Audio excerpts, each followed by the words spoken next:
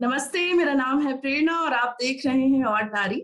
इस समय हमारे साथ एक बहुत ही स्पेशल गेस्ट मौजूद हैं। आपकी स्क्रीन पर आप उन्हें देख सकते हैं, Tisca Chopra. Welcome Tisca, welcome to ordinary, welcome. हमें बहुत अच्छा लग रहा है कि आपने टाइम निकाला। Thank you so much, Prerna. बहुत शुक्रिया to invite me on Ordinary, and I'm certainly an ordinary, so I'm excited. Yes, that is definitely true, और हम उसके बारे में भी बात करेंगे बहुत सारी। तो हमारी ऑडियंस की जानकारी के लिए बता दें, टिस्का को आप लोग वैसे तो बहुत अच्छे से जानते ही होंगे। तारे जमीन पर जो उसका कल्ट स्टेटस था, और जिस फिल्म को लेकर के हम जैसे बच्चों ने अपने माँ बाप को बहुत ताने मारे थे कि देखो ये भी होता है, उन्होंने बागबान को देख करके मारे, हमने तारे जमीन पर देख करके मारे। So it was a very important film जब हम लोग बड़े हो रहे थे। तो ऑब्वियसली आप लोग उस फिल्म की वजह से, जो बाकी लोगों ने बाकी काम नहीं भी देखा उनकी वजह से, तो टिस्का को जरूर याद रखते हैं। वो एक ऐसा मेमोरेबल रोल था। So thank you for that role.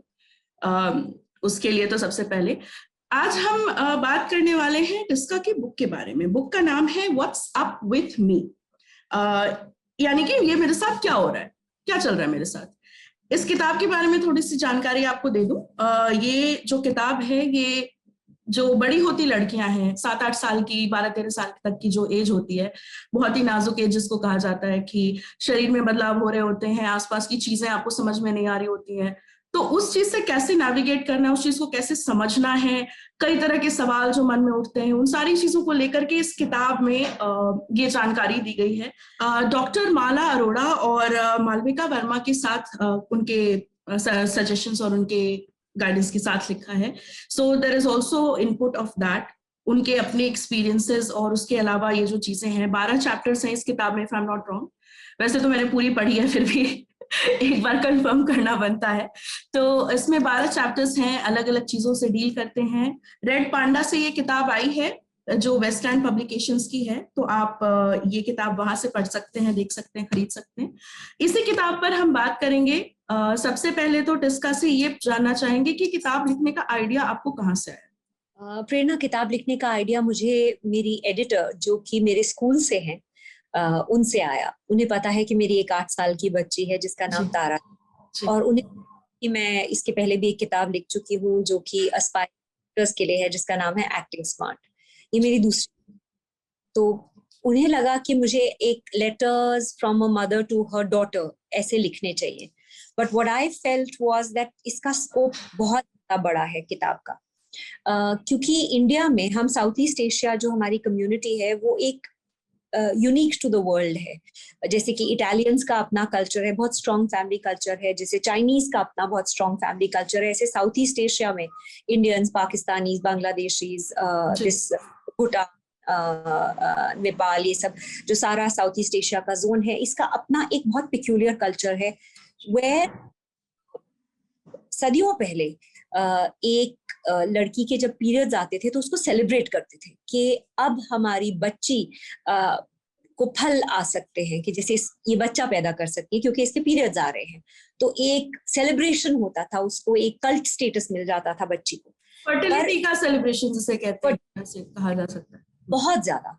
पर करते करते करते सदियों में ये एक प्रथा ऐसी बन गई, which is all, I am sorry मैं इतना स्ट्रॉन्ग वर्ड यूज कर रही हूँ, पर मुझे बहुत गुस्सा आता है इस बात से कि आप केमिस्ट के पास जाते हो तो आपको बंबई जैसे शहर में सैनिटरी नैपकिन और टैम्पॉन्स न्यूज़पेपर में रैप करके देता है।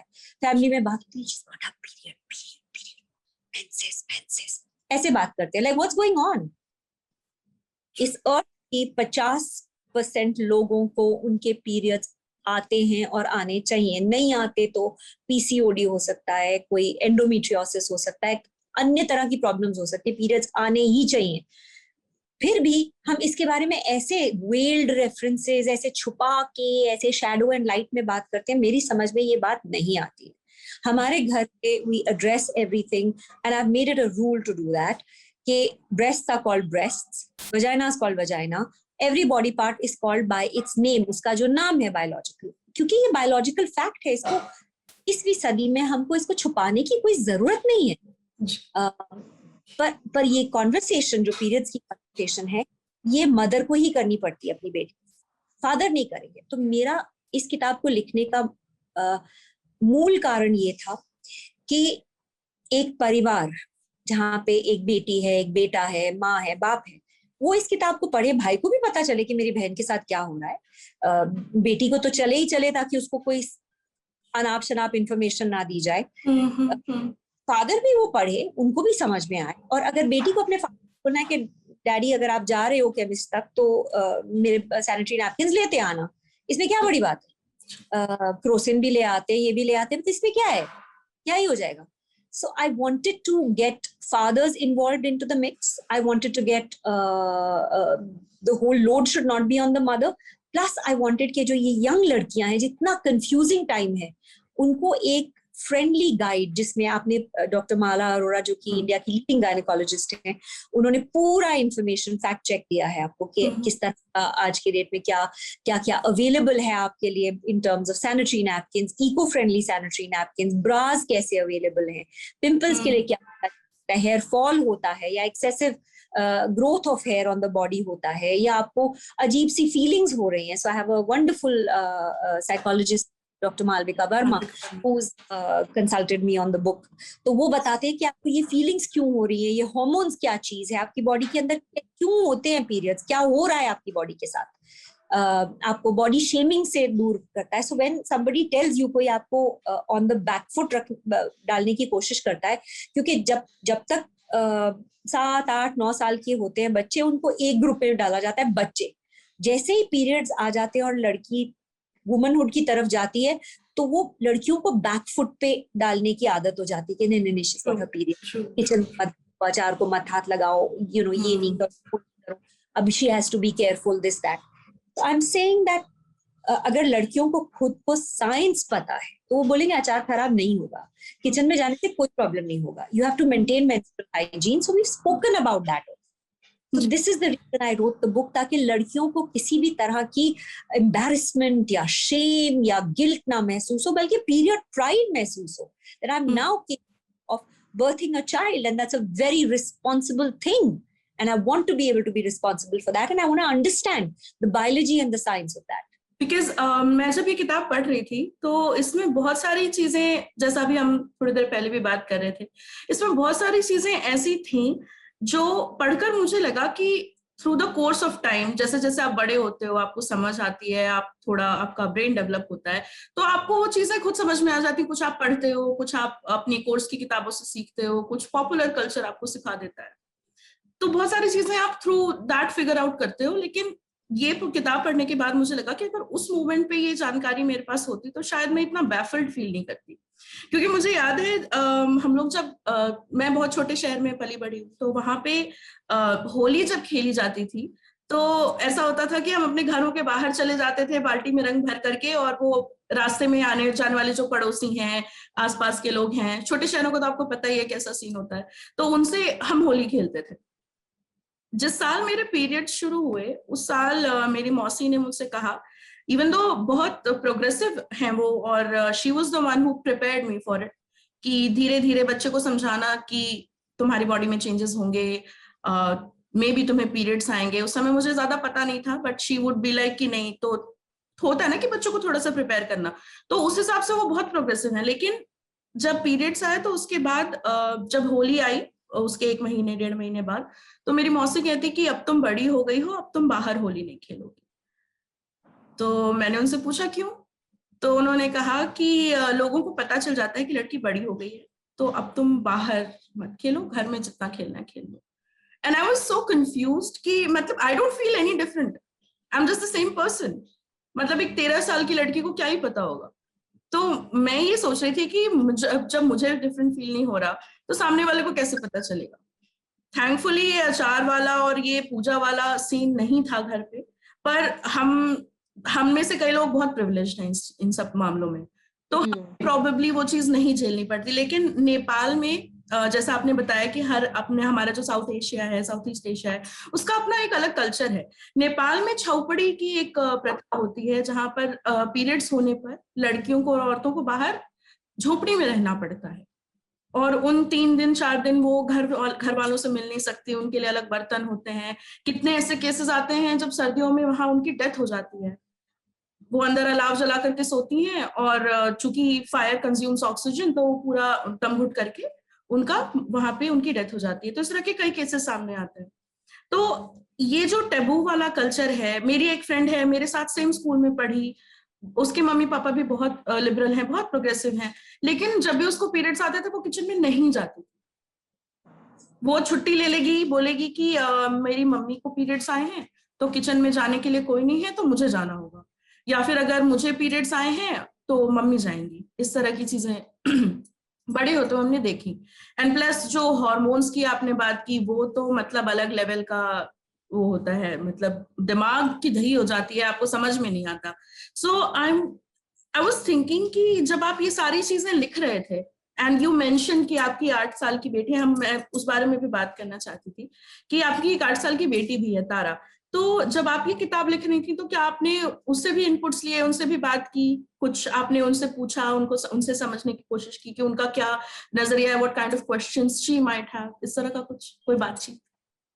सम एक्चुअली ऑन मॉम, मैं उनके साथ काफी अपनी बेटी के साथ, और रोज ही उनसे, उनके दोस्तों से, उनके जितने भी क्लासमेट्स हैं उनसे, मदर से, सबसे बातचीत होती रहती है। तो I didn't have to make a special effort to understand कि उनके दिमाग में क्या चल रहा है। However, जब मैंने किताब लिखी तो मेरे पब्लिशर ने मुझे एक मॉक कॉपी भेजी, which was like a digital printed copy. तो वो सबसे पहले मैंने अपनी बेटी को दी और मैंने उसको दिखाया कि this book is dedicated to you. And so she took the book very excitedly and she ran out of the room. तो 40-45 मिनट्स तक मुझे कोई आवाज नहीं आई, एंड दैट इज इम्पॉसिबल। मेरे घर में वो पॉसिबल नहीं है, वो उधम सिंह है बिल्कुल। तो मैंने बाहर जाके I can relate. I used to do the same.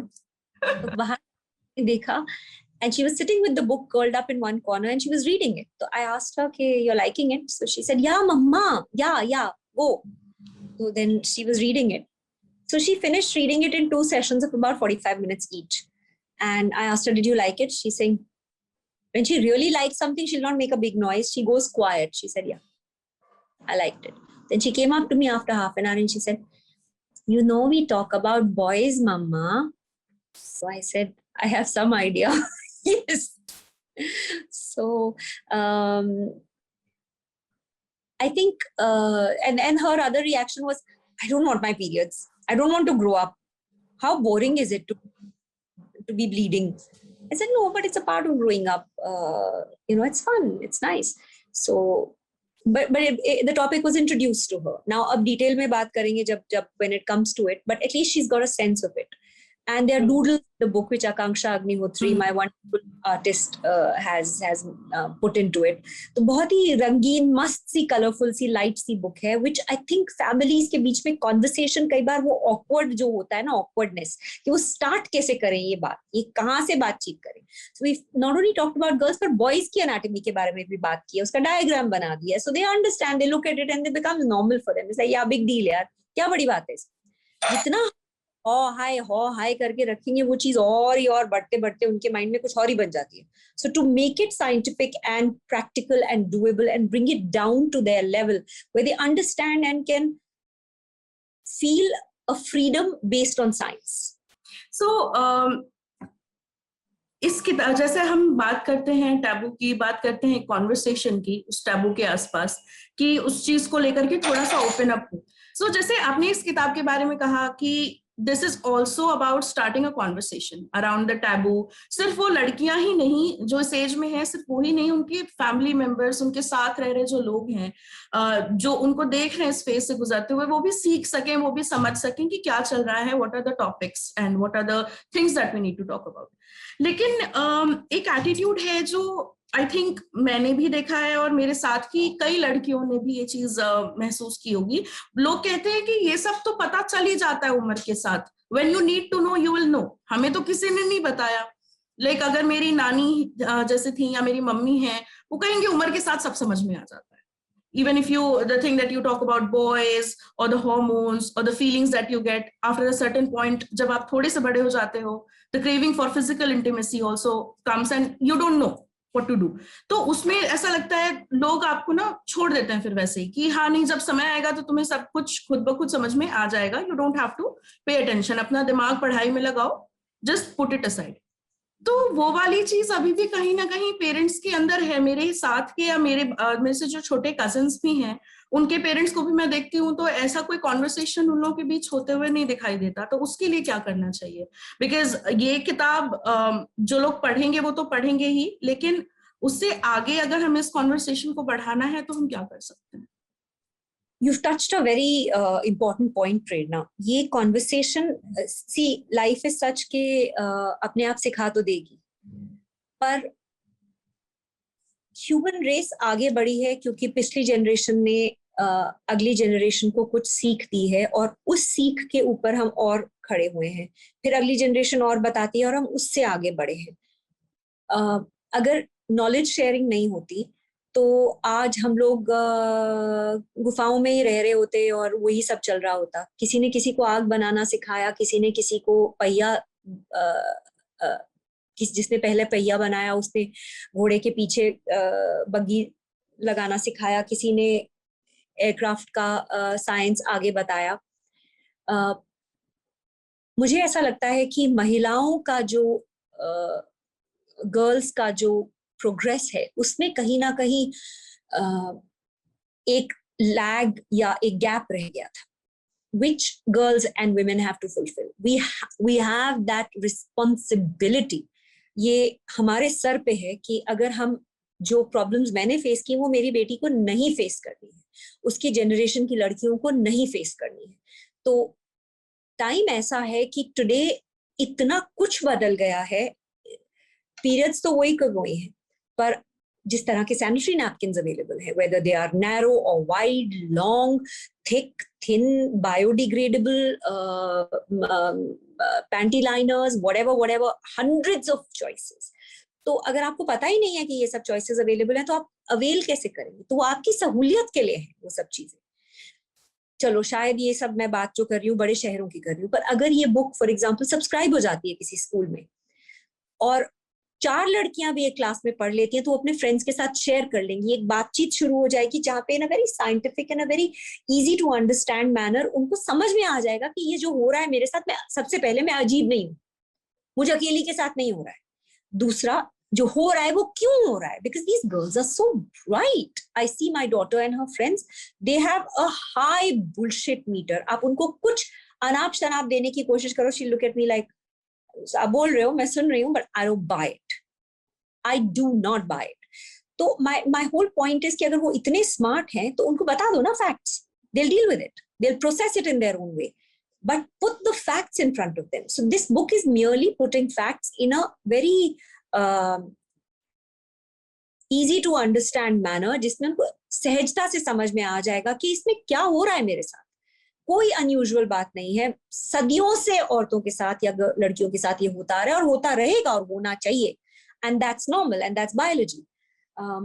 Plus also I think that अगर हम ये काम अब ना करें, हम भी छोड़ दें कि अपने आप समय से आ जाएगा समझ, तो वो जो कॉम्प्लेक्सेस और वो जो स्कार्स रह जाते हैं साइकी पे, those are hard to deal with. I was a very big breasted child.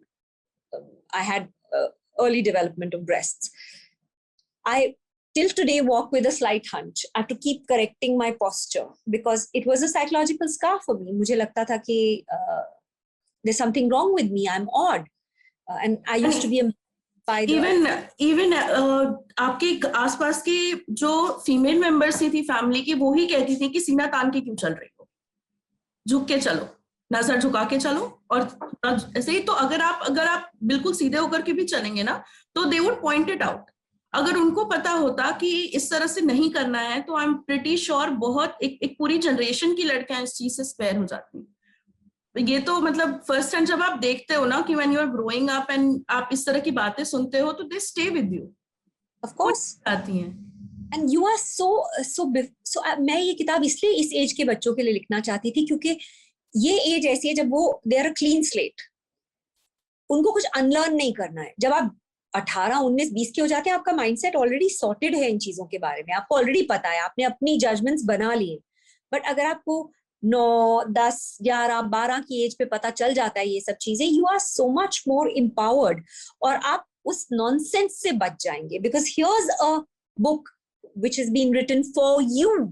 Simple language में, easy to understand, diagrams के साथ. There's a doctor consulting on the book. There's a psychiatrist consulting on the book.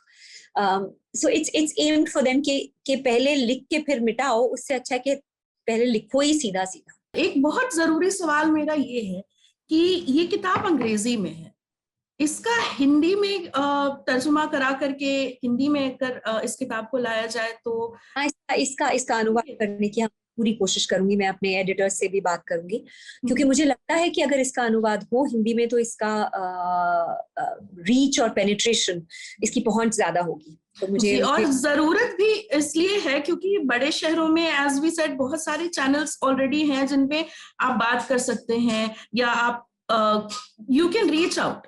मतलब ये सारी चीजें हमने पिछले कुछ समय में देखी हैं, लेकिन छोटे शहरों में इतने ऑप्शंस हैं नहीं.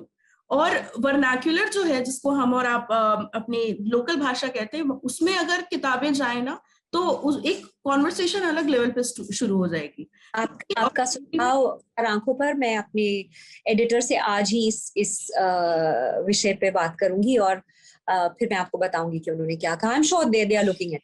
क्योंकि हिंदी में भी टिस्का एक बहुत जरूरी कंसर्न ये है कि ये सारे जो टॉपिक्स हैं, जैसे पीरियड्स हो गए या फिर फिजिकल इंटीमेसी हो गई, सेक्स हो गया, अट्रैक्शन हो गया, इन सब चीजों को लेकर के ना हिंदी में बहुत ही कम लिखा गया है. इन द सेंस आजकल की लैंग्वेज जो है, अगर आप भारी भरकम पुराना साहित्य जो थोड़ा पहले लिखा गया है उसको छोड़ दें, तो हमारी आपकी भाषा में हिंदी में इन सब टॉपिक्स पर बहुत कम पढ़ने को मिलता है. कुछ लोग हैं जो कोशिश कर रहे हैं इस पर कॉन्वर्सेशन शुरू करने की, लेकिन जहां तक नजर में आता है ऐसा कोई लिटरेचर है नहीं कि बच्चों को उनकी भाषा में इस तरह की चीजें बताई जा सके, क्योंकि फिर हमें कहीं ना कहीं अंग्रेजी का सहारा लेना पड़ जाता है. You're absolutely right. You're right. हाँ, तो अगर इस तरह की किताब हिंदी में आती है, तो जैसे मैं और आप अभी बातचीत कर रहे हैं, हमारी ऑडियंस जो है वो हिंदी समझती है, पढ़ती है, लिखती है, देखती है, ऑर्डिनरी और दी लल्लन टॉप की. तो उन तक अगर ये किताब पहुंचती है हिंदी में, तो वो भी शायद और ज्यादा बेहतर तरीके से इन चीजों को समझ पाएंगे. और वो जो झिझक है जो हम और आप, मतलब मैं तो देखते हुए बड़ी हुई हूँ, क्योंकि छोटे शहरों में तो अभी भी बहुत रैम्पेंट है. मेरी एक 16-17 साल की कजन है, अभी उसका बर्थडे था, मैंने उसको विश करने के लिए कॉल किया, तो she was happy, she is like कि हाँ केक भी काटा मैंने. तो और मैंने उससे पूछा, और ये बताओ कि कोई पसंद है तुम्हें? तो उसने किया, हो दीदी कैसी बातें करती हो, हे भगवान, तौबा तौबा. और उधर से जो उसकी मम्मी है, मेरी मामी, वो कहती, अरे बेटा तुम लोग इतने बड़े हो गए, तुम लोग का ऐसा कुछ हुआ नहीं, अभी बच्चे ऐसा ऐसा करेंगे. तो वो ओपननेस अभी तक नहीं है, मतलब हमारे से अगली जनरेशन एक तरह से कह लिया जाए, तो छोटे शहरों में वो वाली चीज अभी भी है. तो आई जस्ट होप कि इस किताब की चीजें वहां तक भी पहुंचे, और कई सवाल जो पूछने में अभी भी झिझक है, थोड़ी सी नासमझी है, थोड़ा सा डर है, वो चीज दूर हो जाए. आपकी जो फिल्मोग्राफी है उसमें एक बहुत बड़ा हाथ आपके थिएटर के बैकग्राउंड का भी है. जी. तो आप जब कॉलेज में, हिंदू कॉलेज से आपने ग्रेजुएशन की है, आपने वहां से थिएटर में अपना पार्टिसिपेशन शुरू किया, फिर उसके बाद धीरे धीरे धीरे धीरे आप फिल्मों में आई. तो एक छोटा सा सवाल मेरा ये है कि अगर कोई मेरे जैसी या मेरी उम्र की या मुझसे छोटी कोई ऐसी लड़की है जो फिल्म इंडस्ट्री में जाना चाहती है, जिसका एक्टिंग में बहुत इंटरेस्ट है, सिर्फ इसलिए नहीं कि उसको ग्लैमर चाहिए या कुछ, बट वो एक्चुअली एक्टिंग परसू करना चाहती है, करियर बनाना चाहती है, तो उसके लिए क्या ऑप्शंस हैं? आप उसको क्या सजेशन देंगे? मैंने एक किताब लिखी है जिसे मैंने आपको इस इंटरव्यू के शुरू में बताया था, जिसका नाम है एक्टिंग स्मार्ट. उसमें मैंने बहुत स्पष्ट तरीके से ये कहा है कि दूर से एक्टिंग लगती है ग्लैमरस, और है भी, ऐसा नहीं है कि नहीं है. ट्रैवल है, पैसा है, गुड लुकिंग लोग हैं, इंटेलिजेंट लोग हैं, अच्छे कपड़े हैं, ज्वेलरी है, फोटो शूट्स हैं, सब कुछ है. पर जो नजर नहीं आता, या अब शायद सोशल मीडिया की वजह से थोड़ा बहुत नजर आना शुरू हो गया है, या जागरूकता ज्यादा है, एक शॉट को करने के लिए आप 3, 4, 5, 6 बार एक काम करते हो. जो आप पहाड़ों पे सुंदर कपड़े पहनते हुए किसी को डांस करते हुए देखते हो, तो आपको ये नहीं पता होता कि वहां पे टेम्परेचर -2 डिग्रीज. और जैसे ही वो शॉट फिनिश करती है एक्ट्रेस, वो आके अपनी बॉडी, उसकी हेयर ड्रेसर और बाकी के लोग उसको गर्म कर रहे हैं ताकि वो दोबारा एक और शॉट जाके दे सके। कपड़े अनकंफर्टेबल होते हैं क्योंकि उस तरह के कपड़े, आप किसी भी दुल्हन से पूछिए कि वो अपने वेडिंग डे के बाद कितनी थकी होती है, क्योंकि वो लहंगा और ये और ज्वेलरी कितनी भारी होती है। जो भी प्रोफेशन होता है उसके अंदर जब आप आते हैं तो आपकी मोहब्बत और आपका प्यार अपनी कला के प्रति होना चाहिए। कला में मेकअप भी आता है, कपड़े भी आते हैं, सब कुछ आता है, बट अगर एक्टिंग नहीं है, अगर आपकी रुचि कहानी सुनाने में नहीं है, अगर आपका तवज्जो इसमें नहीं है कि लोग मेरी कहानी सुने और मंत्र मुग्ध हो जाएं उस कहानी से, उस पात्र से, मेरे पात्र के छोटी छोटी हरकतों से, मेरे पात्र के रिलेशनशिप से, उसकी जुबान से, तो फिर आप अपना वक्त और ऑडियंस का वक्त बर्बाद कर रहे हैं। आप आएंगे, एक आध दो फिल्में करेंगे, एक आध म्यूजिक वीडियो करेंगे और निकल जाएंगे। उससे अच्छा है कि आप इंस्टाग्राम के इन्फ्लुएंसर बन जाइए। वो थोड़ा इजियर है क्योंकि वो आप सेल्फ शॉट है, लोग हैं आपके आसपास, एक 59 सेकंड का वीडियो बनाना होता है। एक्टिंग बहुत ही टीडियस प्रोसेस है। एक एक शॉट, एक जिक्सॉ पजल की तरह, एक शॉट आप आज करते हैं, उसका एक शॉट आप 6 महीने बाद भी कर सकते हैं, पर दोनों जब साथ तो एक जैसे लगने चाहिए। You have to be back in the same continuity, चाहे वो आपका वेट हो या बाल हो या जो भी हो। So it's a demanding job, and sometimes आपको बहुत सारी ऐसी चीजें बहुत समय तक करती रहनी पड़ती हैं जिनका कोई विजिबल रिवॉर्ड नहीं होता। आप रिहर्स करते हैं, आप प्रैक्टिस करते हैं, आप थिएटर करते हैं, पर कोई आपको कास्ट ही नहीं कर रहा तो नहीं कर रहा, और सडनली फिर जब एक बार शुरू होता है तो फिर आपका वो दौर शुरू हो जाता है। कुछ मेरे बहुत ही फेवरेट एक्टर हैं पंकज त्रिपाठी। उन्होंने इतना स्ट्रीट थिएटर किया है, वो इतने मुलायम है अपने क्राफ्ट में कि किसी भी टाइम उनसे कुछ भी करवा लो, क्योंकि उन्होंने इतना रियाज डाला हुआ है अंदर, उनके अंदर रियाज ही रियाज भरा हुआ है। दूसरे एक एक्टर हैं नवाजुद्दीन सिद्दीकी, जिनको मैं बहुत पसंद करती हूँ। वो भी 1000 से ऊपर प्लेज कर चुके हैं, 1000 शोज नहीं, 1000 से ऊपर प्लेज कर। तो उनको पता है कि ऑडियंस को रिझाना कैसे, ऑडियंस कैरेक्टर कैसे प्ले करना है, इस कैरेक्टर को इंटरेस्टिंग कैसे बनाना है, ऑडियंस के करीब कैसे लाना है, कहानी को एक टर्न कैसे देना है कैरेक्टर के थ्रू। तो ये जब तक आपके अंदर ये रस नहीं है, आप लोगों को, आप इंट्रोवर्ट भी हो सकते हैं, जैसे मैं बहुत बड़ी इंट्रोवर्ट हूँ। ये तो मेरे बहुत साल से मैं एक्टिंग कर रही हूँ, तो मैं सीख गई हूँ इंटरव्यूज देना और बोलना। नहीं तो पार्ट ऑफ द जॉब हो गया है, वो तो करना ही पड़ेगा वाली चीज है, हो गई हूँ उस काम में। बट अगर आप मेरे को अभी भी, मेरे यूनिट के लोग, जैसे अभी मैं शूट पे हूँ राजस्थान में, तो लोग बोलते हैं कि आप कमरे में करती क्या रहती हैं पूरा दिन। तो मैं क्या बताऊं कि मैं किताब पढ़ रही हूँ, मैं कुछ सीख रही हूँ, कुछ ड्राइंग कर रही हूँ, कुछ राइटिंग कर रही हूँ। बट ये लोगों की समझ में, बहुत इंट्रोवर्ट हो तो भी मैं कैरेक्टर के साथ इतना घुल मिल जाती हूँ कि मैं कैरेक्टर को लेके बाहर जा सकती हूँ, अपने आप को अभी भी अंदर रख सकती हूँ। तो वो आई थिंक एक पिक्यूलियर माइंडसेट है जो एक्टर का माइंडसेट है, और एक धीरता चाहिए, क्योंकि बम्बई एक शहर इजी नहीं है। आप थिएटर करें, आप वॉइस एक्सरसाइजेस करें, आप अपने आप को रिकॉर्ड करें, आप सीन्स लें, आप स्क्रिप्ट्स अवेलेबल हैं ऑनलाइन, उनको प्रैक्टिस करें, रिहर्स करें, और फिर आपको पता चलेगा कि आपके लिए ये प्रोफेशन है या नहीं। सिर्फ चकाचौंध को देख के अंदर मत आए, क्योंकि आप बहुत डिसअपॉइंट हो जाएंगे। True. Thank you so much Tisca. एक चलता बहुत छोटा सा सवाल, ये हम अपने सारे गेस्ट से पूछते हैं। आपने शुरुआत में बताया था कि आप खुद को एक ऑर्डिनरी मानती हैं। आपकी लाइफ में ऐसी कौन सी ऑर्डिनरी हैं जिनसे आप हमेशा इंस्पायर होती हैं, जिनके पास आप, मतलब आपको लगता है कि ये तो, इनसे तो सीखना ही है, और इनके पास तो हर प्रॉब्लम का solution, I can just go to. तो ऐसी कौन सी ऑर्डिनरी आपकी लाइफ में? वो और तो नहीं है, पर एक नारी ऐसी है जो मेरी मदर इन लॉ है। वो एक अमेजिंग नारी है। अभी मैं बहुत ही मेट्रियार्कल हूँ। जब मेरी बेटी और मेरे हस्बैंड मेरी देखरेख में होते हैं तो I am safe, I feel confident कि अच्छा मैं हूँ, मैं संभाल लूंगी। अभी पैंडेमिक के बीच में वो दिल्ली में है, मेरी मदर इन लॉ है, then I feel my family is safe because there is a mother figure around to look after everyone. वो इतनी स्ट्रॉन्ग, और स्ट्रेंथ में एक सिंप्लिसिटी है उनकी। हर लव इज अनकंडीशनल। अगर वो मुझसे मोहब्बत करती हैं तो वो मुझे सीधा उनकी आंखों में दिखता है कि ये मेरी बेटी है, ये मेरी बहू है, ये मेरी बेटी है। और ये मेरी टीम में है और मैं उनकी टीम में हूँ। तो that is I think one of my biggest strengths कि मैं कुछ भी बात होती है उनसे डिस्कस करती हूँ तो I get a lot of energy from her, lot of positivity from her, a lot of direction from her, दिशा मिलती है कि इस दिशा में आप सोचो इस बारे में। आई थिंक मैं बहुत ब्लेस्ड हूँ। मदर तो खैर सबकी बहुत बढ़िया होती है, मेरी भी मदर एक unbelievable child like wonderful happy person, but mother in law क्योंकि वो मदर के बाद मुझे प्राप्त हुई, तो आई थिंक मैं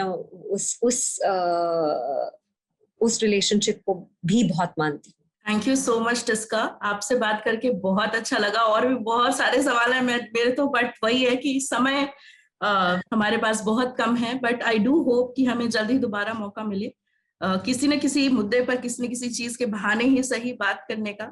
आई look forward to that Prerna, और बहुत शुक्रिया मेरे से बात करने का इस समय पे। और मैं सारे सुनने वालों को, अपने देखने वालों और श्रोताओं को ये बोलना चाहूंगी कि प्लीज इस समय पर अपने परिवार के साथ रहें, सेफ रहें, और I wish you good health और सेफ्टी, एंड आई होप कि इस कोरोना वायरस से हम जल्द से जल्द बाहर निकले। आपके मुंह में घी शक्कर ऐसा जरूर हो, जल्दी हो, हम भी वापस लौटे उस जिंदगी को जिसको हम कहीं पीछे छोड़ आए थे, उस जिंदगी में वापस जाएं।